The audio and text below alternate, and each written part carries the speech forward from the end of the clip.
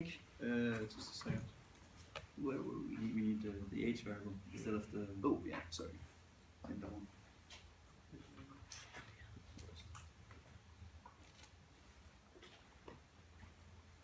Nu lige alder, der skal gå i stedet for. Yes. Just click OK. Yes. And we were interested in R square. Here, you probably saw in the lecture that there is no R square for logistic regression. But there is for a linear probability model. So we explained about 4% of the variation independent variable here. And then if we go further down,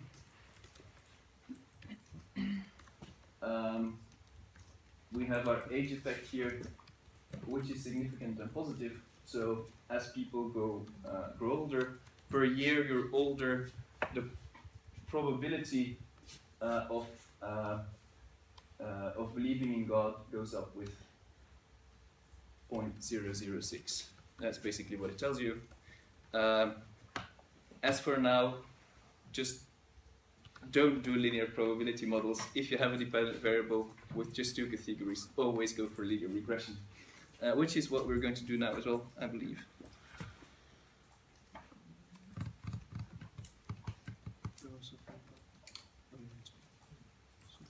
Yes.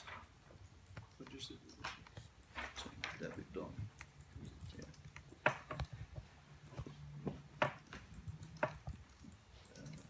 Same model. Just for notes. Right. Figures. Yeah. Run the same model, but in just figures.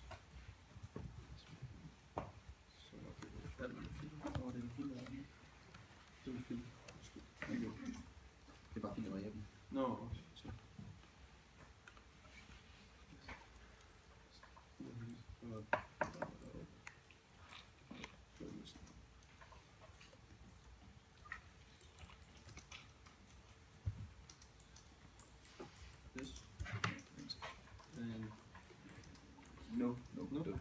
No, don't do that here, because if you would put your age variable into the categorical box, then it will turn your 60, 70, I don't know how many ages there are, all into dummy variables.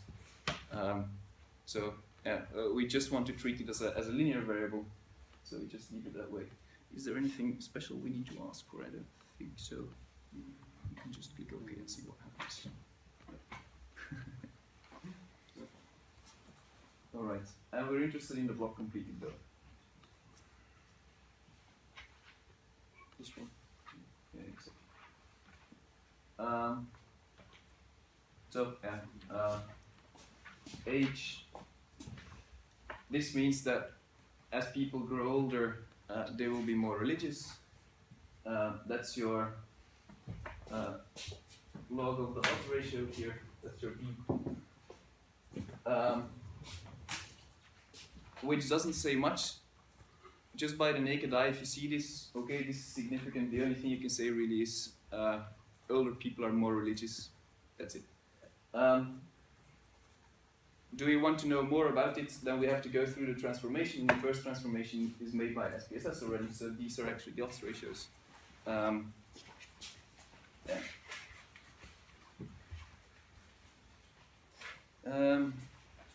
And we had to look at the pseudo R square, which is up here. There are two possible pseudo R squares. Note that for an R square you need some kind of a variance distribution in your dependent variable, which you don't have here because you only have 0, 1 in your dependent variable. Therefore you can't calculate a decent R square. But there are alternatives available that tell you something similar, yet are not exactly the same. And usually people look at Nagelkerke. I don't know how to produce.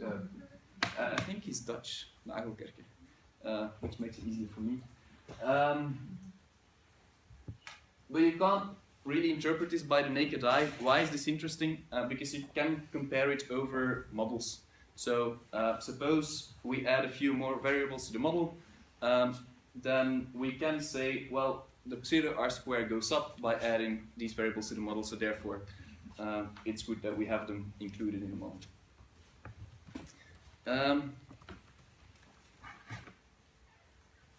Then back to the bottom, the H variable was still significant here. So that's more or less the same as what we had last time. And I think what we're now interested in is calculating to what extent people aged 25 and age 75 believe in God. And I think if you do a logistic regression, this is really something you should do to make it easy for yourself to interpret the results, is to make a few prototypical cases. So what does this mean in terms of believing in God for a 25-year-old, for a 75-year-old, for a man, for a woman? And make this calculation that will make it way easier for you to interpret afterwards whatever it is you found in your logistic model. Which means moving up from the original coefficient you see in SPSS to odds ratios to probabilities. You calculate, I calculate. You correct me if I got it wrong, right? Yeah, sure. Let's see if I got it right. Like this. Skal vi se, har jeg ikke tal? Har jeg ikke. Something.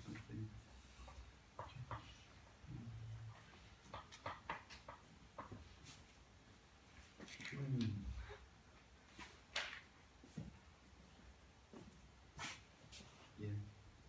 Er det omvendt? That's 25. Yeah, and 5. Then you get, let's see, you get this result. Sorry.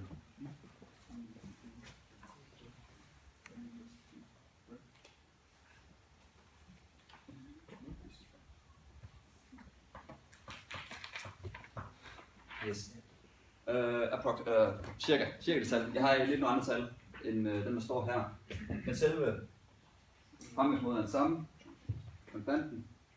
Så får vi det tal her. Og det smider vi så ind i den her antilog, som Vogler har snakket om. 2, 6. Er det for lavt? Nej.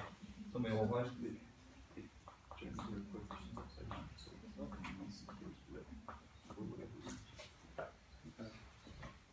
Giver det mening? Det er lidt det, Vogler han snakker om. Det er logit, den første. Går vi til odds ratio, og så kommer vi op til probability for de 25 lige nu. Det skulle så gerne give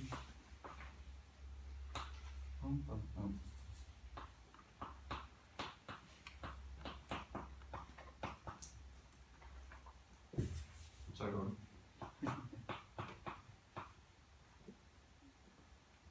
Yes.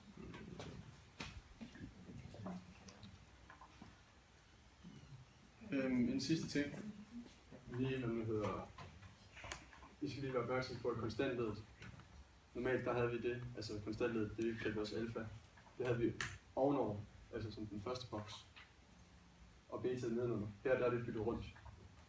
Så bare lige, det er derfor vi får det her resultat. Hvis der er nogen der undrer jer over, hvorfor den ikke kom andet i stedet for. Altså tallene bliver ændret. Skal jeg lige køre også? Vi kan også køre den fra 75. Princippet er det samme. Vi sætter bare 75 over i den her. Og så kører det samme igennem. Kører det samme igennem lommeregneren, så får vi 84. Ja. Skal vi lige prøve? 84,7% chance. Chance for, At dem, der er 75 år gamle, de tror vi. Det tror jeg faktisk godt. Ja. Der er lige bedt SPSS om at regne det ud. Der kan man også se, at det er det samme resultat, sådan cirka vi får. Yes. Formen står også i en slice til det. Formen, fremgangsmåden.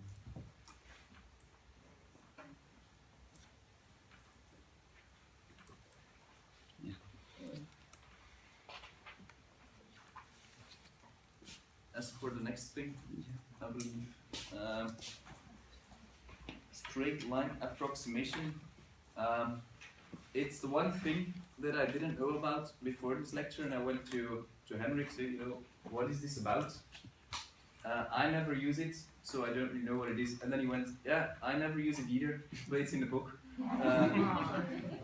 So he told about it, but he wanted me to say as well that it actually doesn't really matter. No one ever uses it. He could recall only one paper, ever having seen one paper where they actually did it. So this straight line approximation is something you don't really, you know, it's not all that important. I lived happily so far without knowing anything about it. I'm pretty sure it would be fine for you as well not to go into it.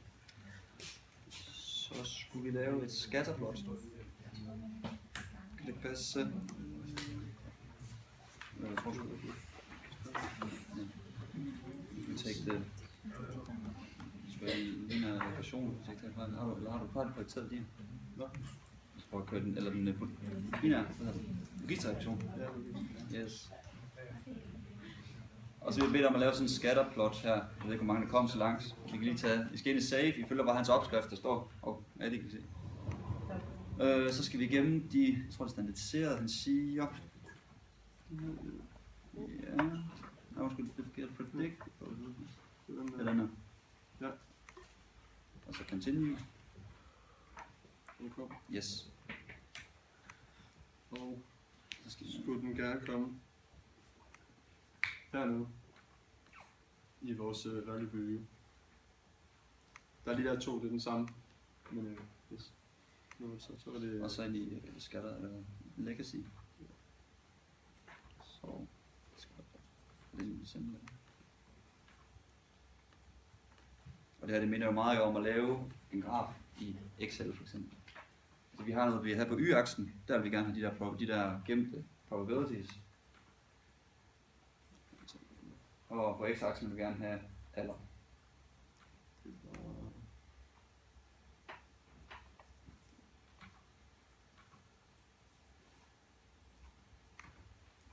Og så kører vi sådan bare ind.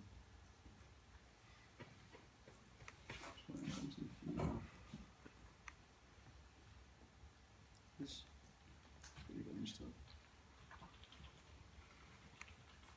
Og så kan vi sådan se, hvordan fordelingen er sådan. Ikke lineær, som den er lagt. Den er lagt nogle sådan her. Vi har brugt den lineær, men nu har vi brugt lineær probabilities. Eller, ja, så vi kan se, så får den sådan en god brug på. Det er sådan set bare det, vi skulle se nu.